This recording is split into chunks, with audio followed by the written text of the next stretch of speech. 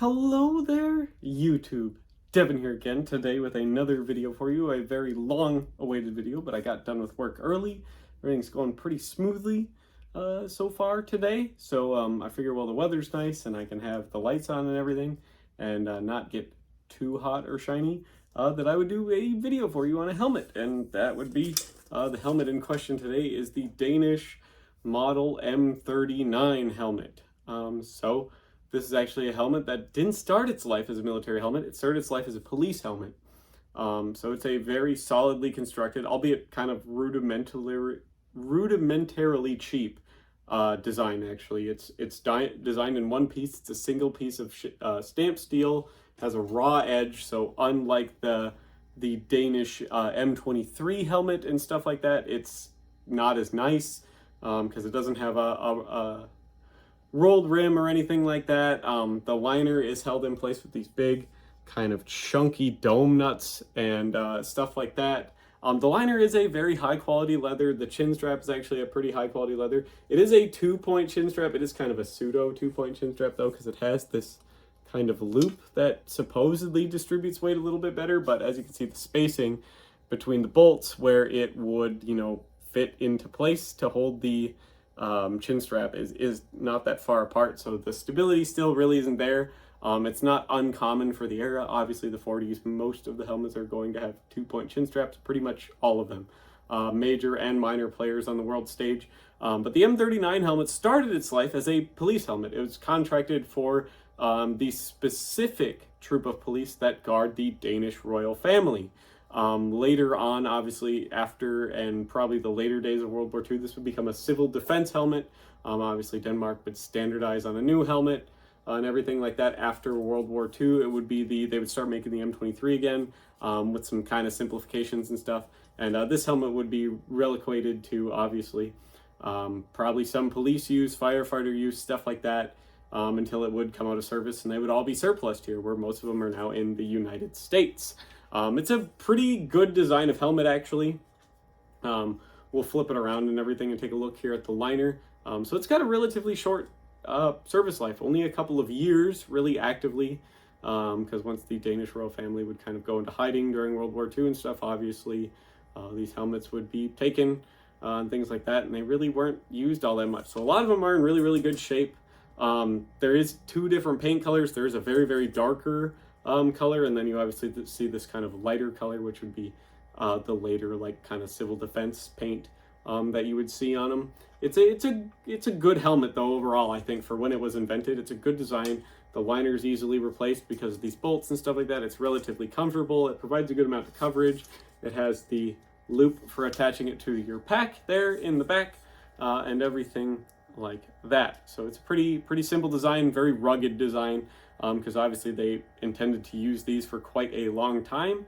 So we'll flip the camera around right now and take a look at what the liner looks like in detail. Alrighty, so here we go. We have the Danish so these are sideways, by the way, because both of these helmets are very awkward shaped. The M39 is kind of crested, and obviously the M23 has these big kind of wings on it. So what we have here is the M39's on the right, the post-war M23's on the left, and you can see a lot of the similarities in the liner. It's kind of set up the same way. The tongue pattern on this one is, held around with rivets and little loops, obviously, whereas the M23 would have those kind of just little rivets and washers in them. Very similar chin strap setup, 2-point, kind of same flat pressed buckle that you would see on both of them, although the M23 does have a roller on it, but for all intents and purposes, it's pretty much the same chin strap. Little holes cut into it for adjustment, but other than that, you don't really have much else going for it.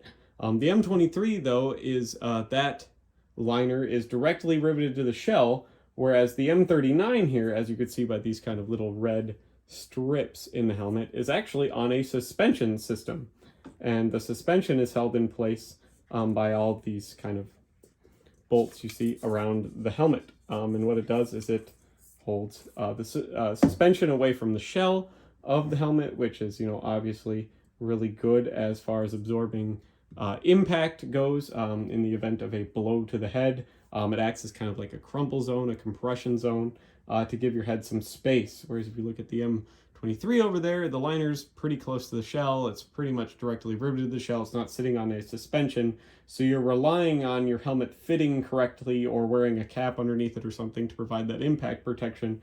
Whereas at least here in this design, you can see that the suspension kind of can flex inside the shell because of that fact that it's not directly attached to the shell itself. The liner is on this kind of suspension mounting system, which is really, really kind of light years ahead of its time for this time period, kind of pre-World War II. The only other helmet that really does that at this time is the French M26 helmet. It has those kind of big paddles that are connected to the shell that the liner connects to, these big kind of sheet metal pieces on the inside, these big paddles that the liner clips over. And they act in the same way, kind of by performing, by being a spring between the suspension and the shell, which is going to help mitigate blunt force trauma a little bit better than if it was directly put onto the shell. But you can see a lot of the same similarities. They kind of have that same flare. The M39 and the M23 do have this kind of weird flare to their shells, which is kind of a uniquely Danish design.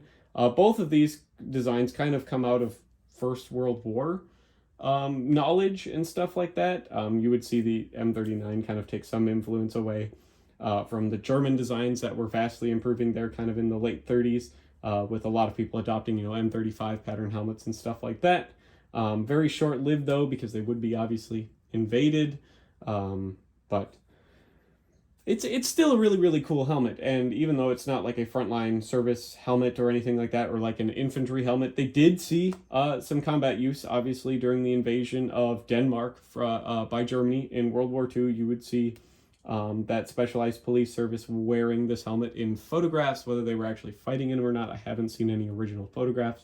But you do see them during the war wearing these helmets, which is just kind of neat, I think. So anything having to do with, kind of royal families and very old world meets new world type stuff, I'm a big fan of. So, but it's a cool helmet, and it's adjustable drawstring at the top. It has a crown pad. The crown pad is, I believe, filled with horsehair, which is pretty standard for the era. It has a number on it. Don't know what the number is. It's a size 58, which is my size. You can see it's stamped right there. It has, like, you can see where it did have that kind of darker black paint in there, and you can see where the gray that they painted over, that kind of civil defense gray, has been just runs down the inside of the shell, and you could see some where they got it onto the liner here, obviously, because they didn't really care. It wasn't expected to be a helmet that was being used all the time. It's just a civil defense helmet. It's like in case of emergency, here you go. It's something's better than nothing, so they really didn't matter when they went to go kind of re-put them into armory. So, but now that we take a look at the liner here, we're going to go flip the helmet back around. We're going to try it on. We're going to see how it performs, in a prone simulation, how the fit and feel of it is, and some things to consider about that. So stay tuned.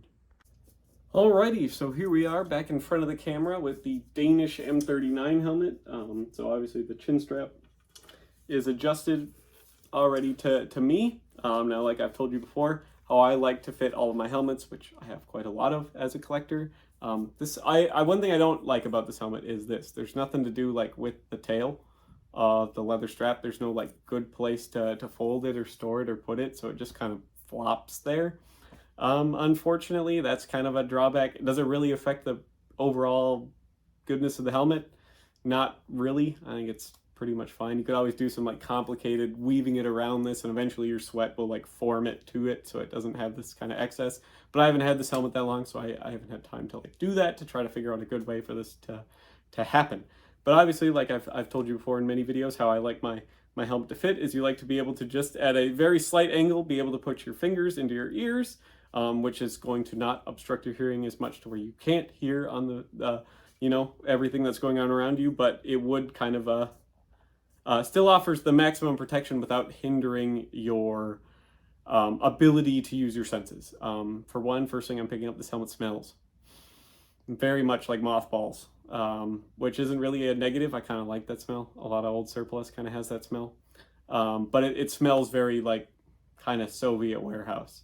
But I can hear just fine out of this helmet. It's working quite good. I have it sized and fit to how I like it. There is quite a lot of adjustability within the chin strap and obviously the adjustableness of the crown. There is no circumference adjustment, so make sure your size is what it's supposed to be before you buy it. I'd say, honestly, because I'm on the cusp of a 57 to 58, I probably should have got a 57 as far as the size goes on this helmet. But visually, I have good peripheral vision out of this helmet. I have very good frontal vision. You could obviously just a little bit of the bill that this helmet has in the front to keep stuff out of your eyes and protect your, brow and your nose and stuff from being broke by debris. Excuse me, sorry. Now we are going to do the stability test. We're going to take a look at from different profiles. We're going to shake our head around. As you can see, this one isn't doing super great, actually. And a lot of 2-point chin strap helmets that do not have an adjustable sweatband circumference don't do very well at these tests. It's not uncommon for the era. Most of what your helmet is designed to protect you from anyways is just common bumps on the head and to keep the rain off of you. It doesn't really do much more on a battlefield, unless you're constantly being exposed to artillery and explosives and stuff being churning up and collapsing buildings. But even then, if that's a common factor, a lot of the stuff that is going to, probably hit you will kill you anyways, regardless if you're wearing your helmet or not. So it doesn't do very well in the stability test, unfortunately. But as you can see, it's still actually a pretty good looking helmet, which I think is a bonus. So we'll take a look at it from different profiles, and when I get to facing the rear, we'll simulate going prone to see if it would interfere with equipment and stuff, just like normal. So here's the right side profile of the helmet. Here is the rear profile of the helmet. So now, as you can see, this helmet does have a little bit of a skirt, a little bit of a taper, but it actually sits fairly high on the head. But because of the stability issue, it might want to slide back when I look up. Obviously, which wouldn't happen when I'm going prone, but still not good for the stability of the overall helmet as a design. But consider that with a grain of salt. So if I look up to simulate going prone, it bites. It wants to slide back. But if I hold it where it's supposed to be, it does pretty well. I get kind of a light touch where it brushes my shirt, which is kind of expected for the era. It's actually sits pretty high. It's pretty comfortable. I'd say it passes the prone test very well, actually, for what it is. If it was a little bit more stable and it fit better, it would do quite well. And then this is the left-hand profile of the Danish M39 helmet. So there isn't a ton of history on this helmet, and that's probably why you don't see too many videos on them or anything like that, or a lot of knowledge, and that's just because there isn't any. They were not used for very long. They didn't really come into service until the very beginning of Denmark's involvement in World War II, which was not very long. After the Germans invaded, they capitulated rather quickly, only after a couple of hours. So the service life on this helmet isn't all that great, because obviously after World War II there would be quite a long extended peace in Europe, and you would see Denmark basically not enter another conflict or war, because there hasn't really been like a declared war or anything like that for quite a few years, decades and stuff. So this helmet would just be kind of shoved into arsenals and armories and pushed to the wayside, where eventually it would make its way to the surplus market. So it's not a really, really cool kind of thing, but it is kind of a niche, unique helmet. There's definitely nothing else out there like this. And it does look pretty cool. I think it's a pretty neat helmet, especially if you're an early collector getting into this whole helmet collecting thing. They're relatively cheap still. I know a lot of helmet prices have been climbing. You can still find these for relatively cheap, and I think it's a cool introductory helmet to have, because not a lot of people want them or know they exist, or really that they're out there. So it's a great, great design, I think, and I think it looks pretty good. I think it's a pretty cool helmet. I do wish I got a size down. It probably would have performed a little bit better if I would have got a size down, but that's just kind of how it is when you buy these helmets. You don't know quite how the liners run compared to other helmets of the same era. I have some helmets like the Hungarian one that I did a video on not too long ago. That is a size 58 liner and is much more snug than this one. About from the same era, because it's an M35-38. So it fits much nicer though than this one does. So it's just kind of a risky take. So hopefully that the performance of this helmet doesn't stop you from buying it, because I hope none of you are intending to actually use it in any real scenarios. But it is a cool thing to have. It's a cool piece of history. If you're looking to get one, it's a neat thing to kind of have. Great talking point, I think, because a lot of people are like, what's that? Even a lot of helmet collectors are like, what's that? Because it's not super well known. Unfortunately, it just kind of got the short end of the stick when it comes to history like that. So, but hopefully you enjoyed this video and you subscribe if you like this sort of thing. I'm going to try to shoot a few of them today before I get sent back to the hotel for the next couple of weeks for work.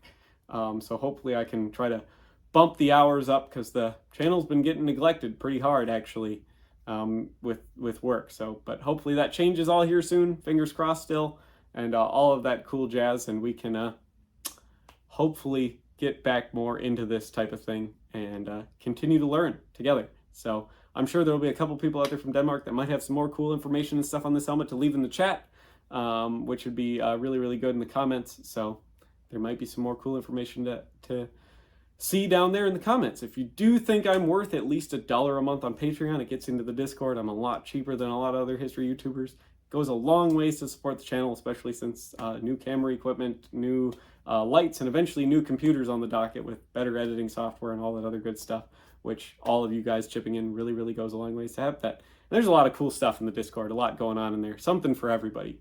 So, but thank you all for watching, and hopefully I can see all of you here in the next video. Bye-bye now.